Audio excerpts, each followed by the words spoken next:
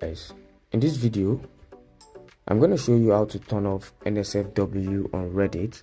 Alright, so first thing first, we're going to enter our Reddit. Okay, right here. So what you want to do next is click on this icon right here. Alright, this icon with the green little button right here, that's your profile. Okay, so you want to go to settings. Alright, so once you're in settings, you want to scroll to view options. Right here it says show NSFW content. Alright, so it's usually set to enabled.